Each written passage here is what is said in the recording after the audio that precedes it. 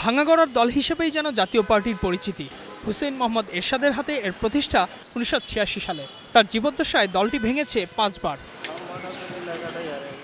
আর মৃত্যুর পর দলের দায়িত্বে আসেন তার ভাই জিএম কাদের। তবে বেঁকে বসেন এরশাদের স্ত্রী রওশন এরশাদ। এতে ২০২৪-এ ষষ্ঠবারের মতো ভাঙে দলটি। রওশনপন্থীরা তখন দলীয় প্রতীক লাঙল দাবি করলেও শেষ পর্যন্ত থেকে যায় জিএম কাদের অংশের হাতে। সবশেষ সপ্তমবারের মতো ভাঙায় আবারও উঠেছে সেই পুরনো প্রশ্ন, ভোটের মাঠে লাঙল মার্কা পাচ্ছে কোন অংশ, জিএম কাদেরপন্থী না বিরোধীরা?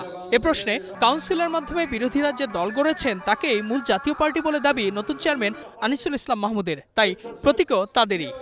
আমরা তো লাঙ্গলেরই কাউন্সিল করলাম।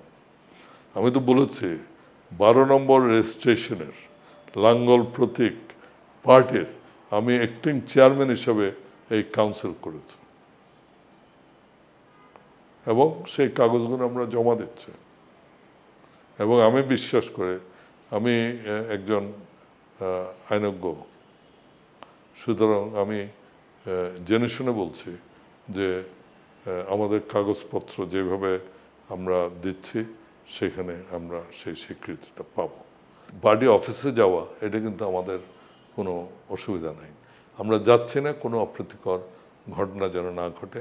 আমরা চাচ্ছি যে আমাদের যে আইনি যেসব বিষয় আছে সেগুলোর সমাধান করে আমরা ওখানে যাব।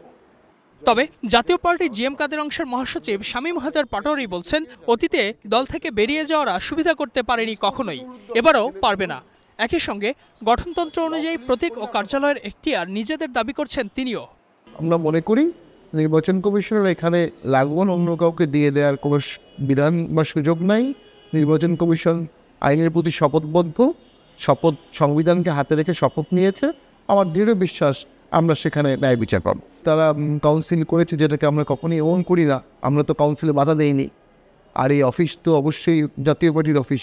জাতীয় পার্টির মেজরিটি প্রেসিডিয়াম এখনও চেয়ারম্যানের সাথে আছে, সকল ইউনিটের নেতৃবৃন্দ তার সাথে আছে।